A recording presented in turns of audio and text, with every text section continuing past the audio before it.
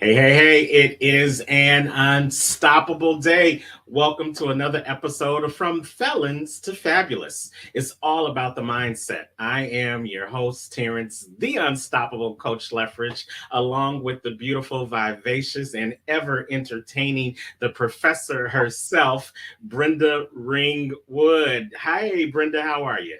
I am absolutely unstoppable. I love it. I love it. Check is in the mail. And we are so excited to have another episode from Felons to Fabulous. We're going to have another exciting show. But as always, we want to give you guys an idea of the purpose of From Felons to Fabulous. So, Brenda, tell them why this show has been created. It's created because we're just regular people that want a chance in life. And there are challenges and roadblocks put in a felon's life that stereotypes them, that bring negativity and brings all these things that are hurdles for us to jump over just to have a normal life. And it's not right. It's time to be heard because people can change.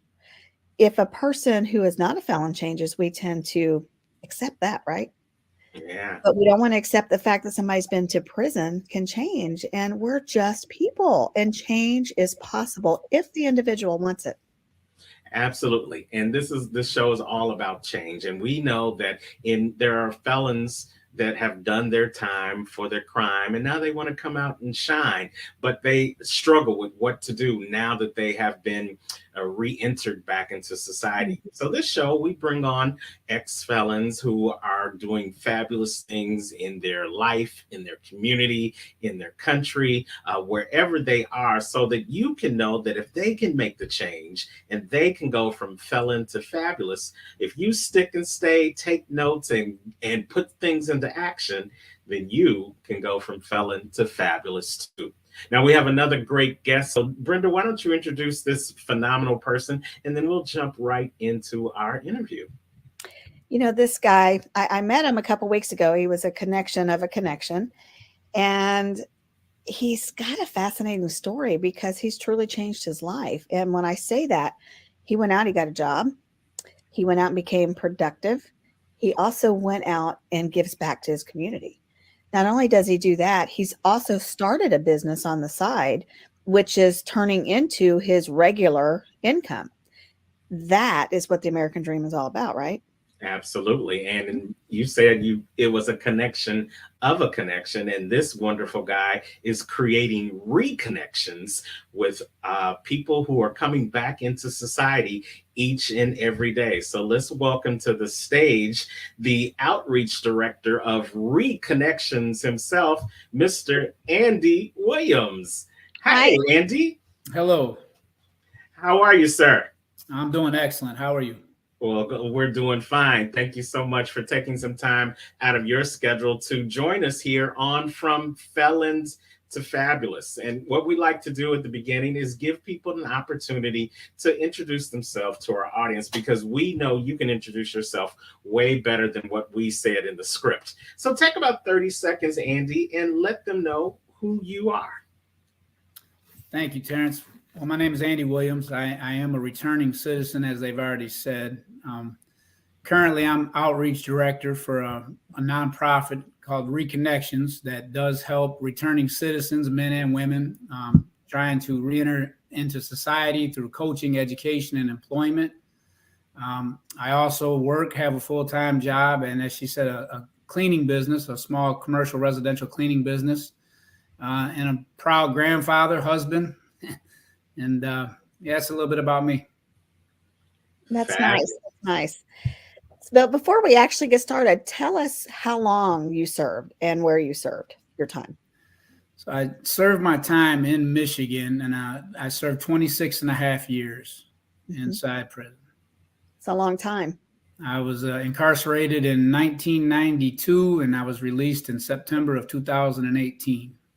And since then, look what you've accomplished in just 4 years. Yeah. Mm-hmm. Yeah. I truly believe, I love Bryn when we talked about, our definition of fabulous and it being about mindset. And that was just one of the things I enjoy so much is that we have the ability any second, any day, any time, any of us to completely change our life. I mean, all we have to do is make that decision, you know, and a lot of times we may focus sometimes and maybe bad decisions get more attention. But, you know, you can make good decisions for your life just as quick as you can bad every day. And that's just something that I've learned and I embrace. I think one of the things that really stood out to me doing time, there's a lot we can unpack, but was the freedoms. And the first thing that I found was my spiritual freedom, truly. Mm-hmm. You know, but then there's other freedoms, you know, there's social freedom, there's financial freedom, there's physical freedom. And, you know, you spend all those years. And what I tell guys, men and women, power to make decisions for yourself or to do things that truly, you know, meaningful things for your life, for your family, because it truly is out of your control. But then upon release, you've been empowered again, Brent, as we've talked about, you know, to do, you know, some of the things I'm doing. And, you know, I only share with the other men and women that success to me truly is it's different for everybody. We all define it differently. It means different things to us. But I think when we can get to a place in life, when we're doing exactly what we want to do and we're happy, I believe that individual is successful. You know, happiness is key. And you said exactly what I preach about. I tell people all the time, my definition of success is happiness. Because without happiness, none of the other things matter. If you're miserable, what's the point? Right. When you've done decades in prison, tell me how you felt when you first got that sentence and you realized how much time you were going to be doing. What went through your mind? Well, I was 17 years old when I received that sentence. I received 32 to 50 years. And I think if I had to use one word to describe that feeling, it would just be hopeless. You know, at 17 and, you know, have never been in trouble, never been to jail or prison. And just to know that you're going to do life in prison, it's hopeless. That was exactly the feeling. Not knowing if just the uncertainty, there's no light at the end of that tunnel for a 17-year-old teenager. Well, yeah, you haven't even really lived your life yet outside of being a kid, you know, that you don't even know what your life was going to be like. So to have that sitting, that's just a big weight sitting on top of you, and then the unknown, and then you're basically a kid going into prison.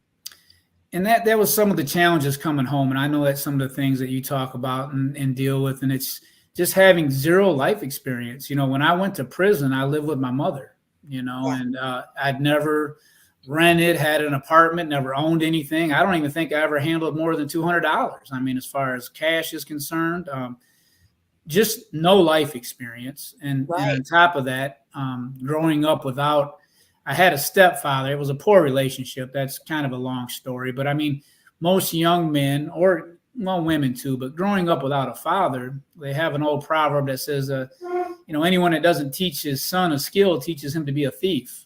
Wow. And I've always thought about that, you know, I just, at that age in my life, I didn't look up to anybody. I had no role models. I had no father.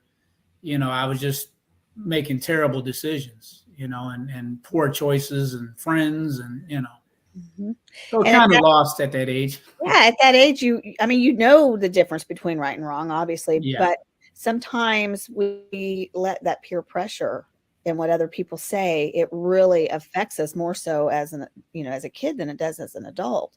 Not that it doesn't affect you as an adult either, but you're right in that I'm still learning about life. And then you get slapped in a prison cell. Yeah. Wow.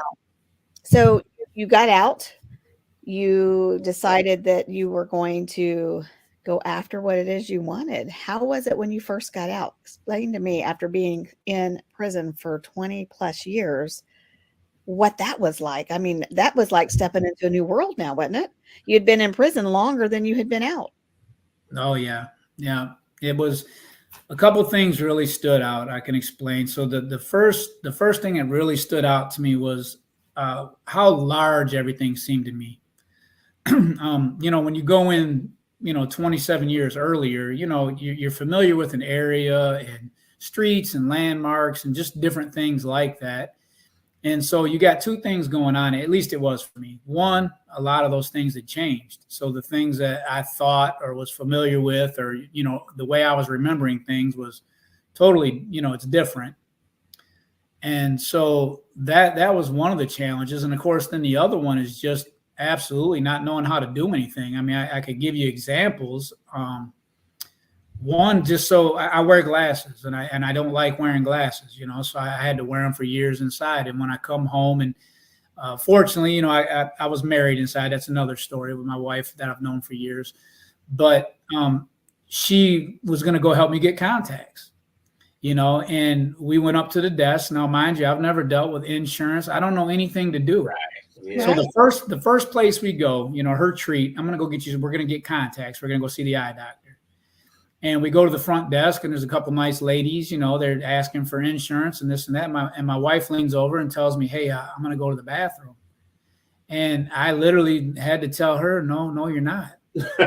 Because I really did. And we laugh about it to this day because I was terrified, because I had no idea what to do. And you feel like, just for example, using that. So that appointment, I got to go in and see this eye doctor. Now, I'm just walking home after 27 years, and I have no history. So even the friendly questions of, "So what do you do for work?" or, how, just the basic things that all of us can answer, I had nothing, and even in this case, he wants to know, well, what kind of work do you do? Because he needs to know how to help me with glasses or my vision. You do a lot of work up close, or, are you a laborer? What's your stress level going to be? Yeah. Yeah. And I say, "Look, dude, I just got out of prison. I don't know." I mean, what do you say? Yeah. I had to deal with that at the dentist, and I actually had to just, I'm honest. So it's one of them you don't want to share if you don't have to, but when you're really pressed, Right. And one of my dentists, the hygienist, just asking questions, I said, I just had to level with her. Look, I've been incarcerated. So I don't have a history. I don't know. Cause they want, well, where have you been? Where are you coming from? Who was your former, So anyway, it's just a lot of that. So you asked my challenges. I mean, that was just right out the gate, and it took a long time. And that's not including just how to do everything. My wife takes me to lunch. I don't know how to pay for a meal. You go to Applebee's, they got little things on the table. You can pay right from your table, from the seat. Right. I've never used a credit card. I go to a gas pump. They're showing movies at the gas pump. Literally, they didn't have that. Cell phones, when I went in 92, they didn't have internet. They didn't have, cell phones like we have now. So there's just so many challenges. There were a lot of challenges. You came out a whole new world, technology, literally, information. I mean, everything now is at your fingertips, where before, I think you went in when we still had pagers. Yeah, that's exactly it. Yeah. That's about the time I went in was with pagers, and the cell phones used to be the big suitcase ones, right? Right, the phone in a bag. Yeah, correct. But an actual car phone, yes. Yeah, but getting out and understanding what web browsers are and this and that, just no idea. How did you overcome this? What prompted you to do what you're doing now? Well, that vision started when I was still inside. One of the things that really opened my eyes, it was modeling. So, there was a man that I seen that I knew inside, and, his wife, and he must have had about 5 kids, but he was a business owner. And I didn't see that he was really acting totally responsible, really. But, just the fact that he could own a business and that his wife come up, and I remember him telling me, she takes care of it while I'm in here, which was unfortunate. But I remember thinking that, if he could do it, and I knew him, I'm like, well, I could do that, having never been exposed again, because, I was a kid coming in. So that was the first time I had that thought. And then the thing that really, I used to love to read. I still love to read, but I used to read a lot, and one of the books that thing you do in there. Yeah, well, you can either waste time, there's a lot of things you could still do in there, you could still abuse drugs, alcohol, you can, everything's do the wrong things, right? You still definitely have the choice to do the wrong. You can even still commit crimes while you're in prison. You can commit crimes, and everything there's available, but your freedom to move about outside of that fence, but everything else is still there. But there was a book to answer your question. Though I read, and a lot of people are probably familiar with it. It was old at the time. Was Robert Kiyosaki, Rich Dad Poor Dad, and that was the first time that there was just a shift in my thinking that, I could have financial freedom. I knew that coming home, I wasn't going to be able to do things the traditional way. When you're 20, they tell 18, you go to college and get a job and start saving, and the miracle of compound interest, and 65 retire. Well, when I'm coming home at 45 with 20 or so years to retirement, that's just not an option. No, it's not. You're starting over. Yes. Yeah, I mean, you still have 20 some years to go before you can retire. Correct. If you were to start a regular job right now and Correct. stay at that same job to earn the retirement. And you can imagine all the many opportunities I had coming out with my criminal past to get a job that would support me. You were just very well sought after. I mean, people were knocking down the doors to get to you, right? Absolutely. So I'm fascinated by the fact that Rich Dad Poor Dad was a book that you read. How did that inspire you, and did that motivate you in a different way than up to that point of your incarceration? So that taught me about financial freedom, was what, key word that I always, share with my wife and stuff like that. But that was the first time I really understood what passive income is. Okay. And how to create wealth, and it's not that I aspire to be rich, but I just want the same things that other people want, right? We want to be able to retire. I want to be able to take care of my family and kids and grandkids. And, so that was the path. That was something I seen. I love business. And the more I read about it, and then towards the very end of my incarceration, I was able to take some college courses. They finally reintroduced that, which they didn't have for many years in the Michigan Department of Corrections. But I was able to get a business certificate from Jackson College. So, expose myself to it that way a little bit. And beyond that, I thank God personally. It's just, I believe that we got to be able to recognize opportunities. And I believe, like you both know, with the right mindset and doing the right things. And, and when you see those opportunities, you got to take them. And I've been blessed to see a few, and that's just exactly what I've done. I've capitalized on that. Well, it's nice to see that you came out with a mindset to still succeed instead of the mindset of, look what all I've lost. How am I ever going to make it through this? Nobody's going to want to hire me. And I know we think about that, but you still worked through that, because it's so easy to just give up and to go back to what you know, even if you go back to what you knew at 17. Yeah. It's easy to do that. And you didn't. You stepped out. And, many will say, well, 4.5 years isn't that long. It's a lot of time.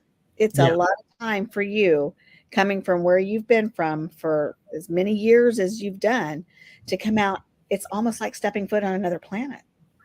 Yeah. The way our world has changed, and you adapted to that, you embraced that, and you went forward. And I'm not talking about making tons of money. I'm talking about your mindset. You didn't let it stop you. And what I love about it is, many times when we think of people who are incarcerated, we think of them just counting the time. Mm-hmm. Just watching, putting the X on the wall or putting the X on the calendar. This day's gone, this day's gone. But you actually made the time count. You didn't wait till you got out to make something of yourself. You started the process of making something of yourself. You started changing your mind, and you started filling your mind with positive things, with inspirational and aspirational things. And then you moved into, as soon as that opportunity to get college credits and get some courses under your belt, you took that opportunity where there's probably some other people that didn't take that same opportunity. Do you feel what you did behind bars helped you become the fabulous person that you are today? I think it's really, Terrence, shaped my life. I think there's a process to time. I mean, you go in, there's a lot of adjustments. And I think the hardest thing about doing time is what we find out, especially if you do a length, is that you find that you're existing. A lot of times, and that's a hard thing for human beings to do, to Yeah. just exist in something that they feel is meaningless and no purpose. It's tough, and I think prison is especially hard on men and women that want more. Mhm. So what I mean by, like, if you don't want anything, a lot of men and women can do good in prison, right? They give you a few games and you can lift some weights and hang out with your friends. But I think when you get to the point in your life that you really want something for yourself, for others, you want to make a difference. And I think when you find men and women in that position, that generally when we recognize and realize, that we've hurt people and just, the things that we've done, there's that desire to want to change and make things right. A lot of people, I think, in my opinion, that people, and I see that a lot in the work that I do with the men and women coming out of prisons and jails, is that the ones that have changed their mindset, they want to make a difference. They want their life to count for something. And so I feel like that did that for me. Just existing in there it's torture. It's not even the conditions. It's not all the other things that could go wrong, but when you're just forced. But on the flip side of that, Terrence, I think there's, when I say spiritual freedom, I mean, there's that. And then there's just freedom of mind too, right? So, I mean, you can't lock the mind up. Nope. And as you touched on, everything you put in, I believe 100%. That's why I love this show. It is mindset. 100% it's mindset, because you can take people. It's not the environment. You can take different people. Take two guys that were in prison for 30 years and you come out, one does great, one don't. It's mindset, and I've always believed that if you have, and it's a saying I'm borrowing, I know it's been said many times, but if you have a strong enough why, you can overcome any how. Absolutely. That's right. So coming home and wanting things, I'm gonna do it. That's just all there is to it. I'm gonna do it, and it's the way you see it. So you get to think negative or positive. So I see everything that comes into my life. It's a learning experience, and that's just all it is. I don't see it as something going to set me back. It's just an opportunity to see what's right or wrong with the situation and just keep moving, because everything I'm doing in my life should be moving me towards my goals. Absolutely. You did something most people won't do when you got out. You went back to working with people that are coming out. Some people want to get as far away from it as possible, but you chose to help those that are re-entering society again. Why that? Years ago when I was and it happened to me personally too, there's a lot of prisoners that experience. So there's a process of losing everyone you love. I mean, this is just common. And in the way I look at this, all they have to do is go into a prisoner's visiting room in any facility, probably in the United States, see how many people are in that visiting room, look at the population. So, if you get a population of say 1,500 in Michigan, you might have 20 guys that regularly have people that come up and see them and love them. I mean, the visiting rooms aren't that big. Mm-mm. And there were a lot of lifers. And something I noticed too is that there's a lot of people that, even though they've made a mistake, Bren, that's why I like how you opened up the show. Even though they've made this mistake, people change their lives, even in prison. Some of the best men that I look up to and admire are still in prison and never getting out. They're never getting out. And I know for a fact, if they had that opportunity, that they would do well. But they made a mistake at 20 years old that, they're paying the ultimate price for that, And our government doesn't seem to believe that people can change even while they're in prison. Once you get that sentence, there's no reevaluating later. Correct. And I realize it's tough. I mean, I want to look at both sides of it. I don't want to be biased and think, because there is public safety, there's a lot of things to be concerned with, but we also have to know that people can change, and they do change, and we should be able, everybody at some point in their life has needed a second chance. Everybody. Right. And if we unpack it, we can sit down and talk to anybody, and we've all got a second chance somewhere. So the reason I do the work, to answer your question, I mean, kind of circling back, Scott, I told myself a lot of guys that go through the system, they complain, they hate the system, they hate the abuses, they hate just a lot of stuff. And I had friends in there that I know needed help, and I know the system needs to change, and it's necessary. Don't get me wrong, the system is necessary. But there's things about it that could change, and I know that we can make a difference, and I think nobody, we used to have people that would come in. I'll give you an example of something. I mean this in the best way, but you have people come in that are degreed up. They run programs, never been in trouble a day in their life, Get it. but they don't get it, and we used to tell them, and respectfully, because I love them and they know it, but I would tell them, look, I can get your degrees and I can get the things that you're coming in with, but you can't get what we have in here, so the ability to be able to relate and understand and help others that are re-entering society, some of the challenges. I've asked God, and my goal for my life is just like people have modeled for me. Part of my motivation is to be able to model for those men and women that are coming out, to show them exactly what you're talking about on your program.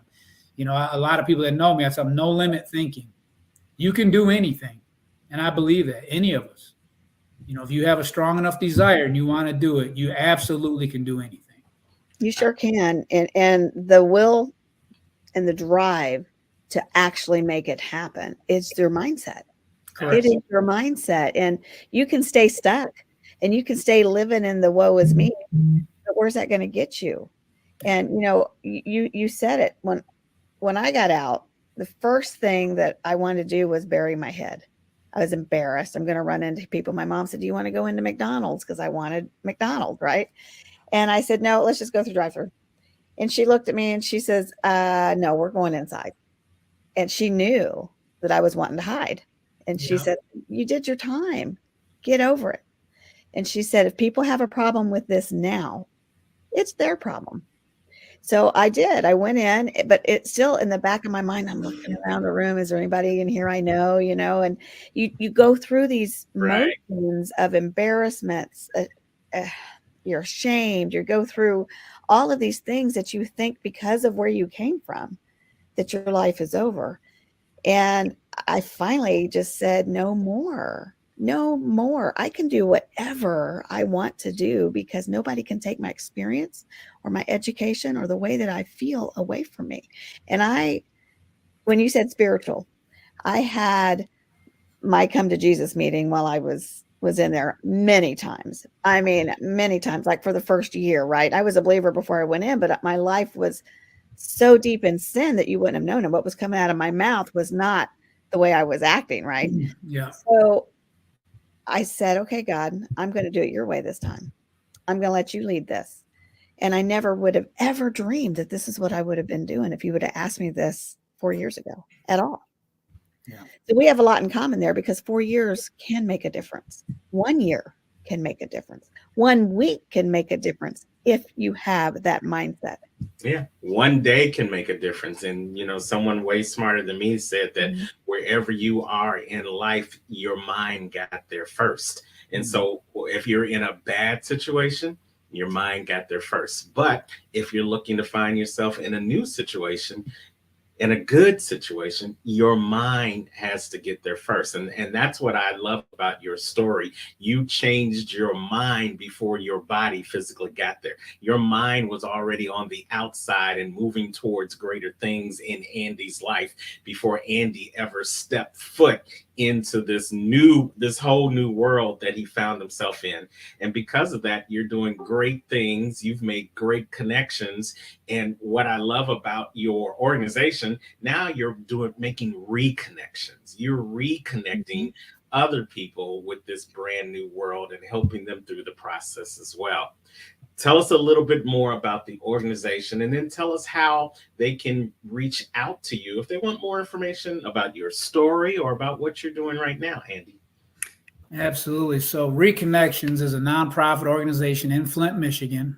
We serve around the Genesee County area. We help people. Each year in Flint, there's about 400 people that are released, returning citizens come home to Flint, Michigan. And out of about them 400, there's about 100 that reach out for help. I'll back up to say this. When I was ready to come home, so now you guys know I went in at 17.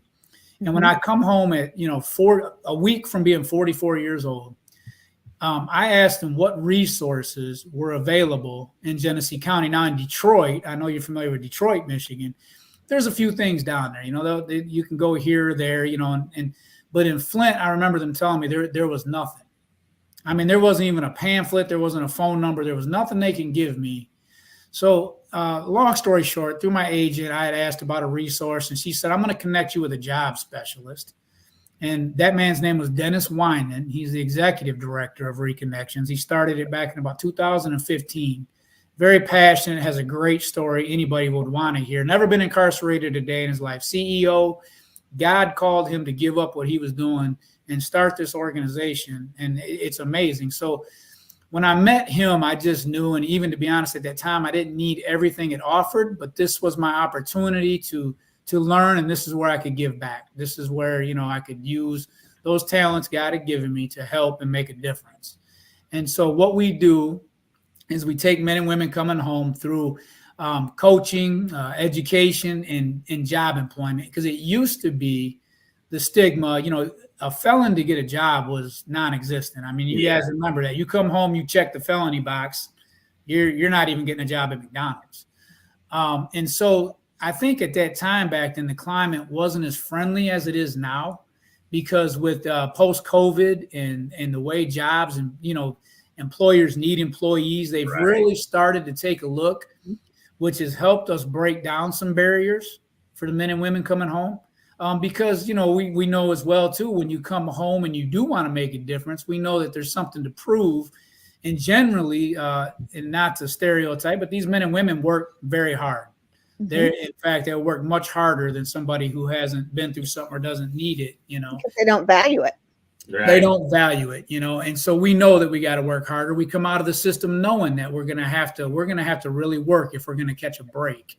So what this organization does is it guarantees a job. The directors worked with a number of employers, have explained the different levels of offenses and what we're trying to do. And we've allowed men and women to select themselves. And so in essence, we're gleaning out the best people that want to make a difference, people that we know are going to be successful. And we give them all the resources. One thing that they've done, Dennis has done, it's brilliant, is when you come home, and this could work in any city, I believe this anywhere, is that there are a lot of resources to reach out. So you come home and you need to run to this office and go downtown over here and go see your medical over there. And what he's done through this program is brought all of these people to this program. Okay. So there's representatives for financial institutions, for your medical, for anything that you need. And what we like what I'm proud about is when men and women leave this program, if they don't succeed, it's by choice. Yeah. Because every resource has been given to them. So at the end of this program, it's a 5-week program, intentional, because we know that the first pressing thing that everybody needs when they come home is a job. Yeah. Right. So we try. Yeah. Especially at the state level, because on the federal level, you tend to get let out to a halfway house. Right. The state level, they don't care if you have a place to go, really. They do not, and we do not have a lot of that available. That's something even here that's a need, is housing and stuff like that. So, right. But to get a job is crucial. So, we get men and women into jobs. Another requirement of this program that I think is really important is that they're set up with a life coach. And this is just someone that comes alongside, stirs up the gifts. The requirement is for 6 months that they stay with their life coach. And we're very proud of the success. I mean, you might only get maybe 6 to 10 students a class. You can only do so many a year. But, as far as recidivism, I mean, there's about 150, I believe, in the neighborhood of that. But I think we've only had 6 maybe return to jail or prison out of that number. And a lot of them low.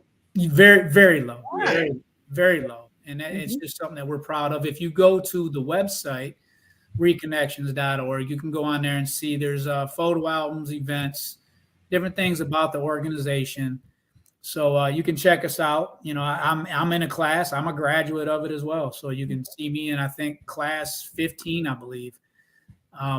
We teach the men and women everything. You get them suits, teach soft skills, how to interview, just everything to succeed, and one of the things I like to tell people that I meet, and this is something I didn't understand inside, was you're not even told what it means to be an adult. You go to prison at 17, who's teaching you, right? Yeah. And who do you got guiding you in there, but it was a long time. Sometimes not the best people. Right. Sometimes not the best, and it's a whole different culture. We know that, Bren, and inside there, there's things that you got to unlearn, going in and That's out. a true statement. Yes. Yeah. You have to unlearn some things. I couldn't have put it better.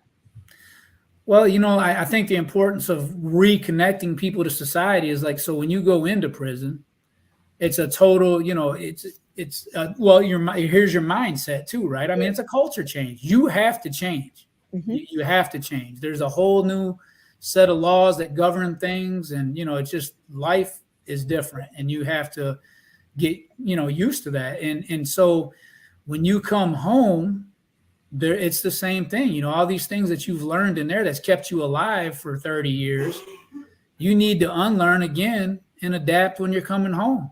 Yeah. Right. And it's really tough. I mean, it can be tough, It absolutely is. So give us some words of wisdom to our viewers that have been out, that feel they just aren't where they need to be. Give them some encouragement. Well, my encouragement is that I believe, as I've already said, you can do anything. One of the greatest feelings, I think, for all human beings is that we are in control and have power over our lives. And I think when things go bad, sometimes we can make excuses, but when they go well, we're proud and we love those moments. And I think we get to choose each and every day. And I think my advice to kind of back up to what Brent said is that, put God first. That's just something when we talk about mindset, I think of Romans 12:2, without getting too preachy, be renewed by the transforming of your mind. That was part of my process, not just the book, but, it really began when I just told God, and, there's a scripture that says you got to lose yourself in order to find yourself. Yes. Yeah. Mm-hmm. And I really believe that. I think we get to a place in life where we're totally, we've suicidal, we're tired, we're ready to give up, meaningless, hopeless, all those words we talked about. But, God, it's, he will open up our eyes, and it's God that gives us purpose, that gives us meaning, that really can change your whole life. So, I mean, I guess that's the greatest words of wisdom I could give anybody, put God first. That's great advice. It worked for me. Very It's what good. got me out. That's what got me out early. Change your whole life. Everything changes after that. It sure Very does. good advice. And we're so glad that you shared that. We're so glad that you went from hopelessness going inside to fabulousness coming out.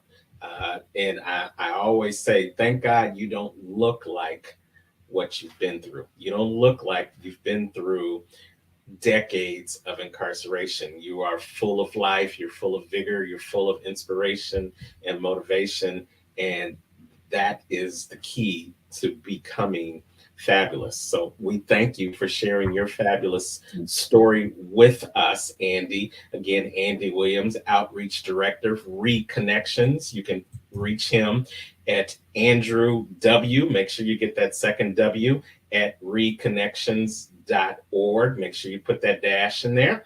And you can go to their website and see all the fabulous things they're doing in Genesee County, www.reconnections.org. Andy, we thank you so much. Thank you for being on the show. Thank you for sharing your story. And thank you for all that you are doing in the community to help returning citizens get reconnected back to a whole new world and move from felon to fabulous. Thank you very much. It's needed.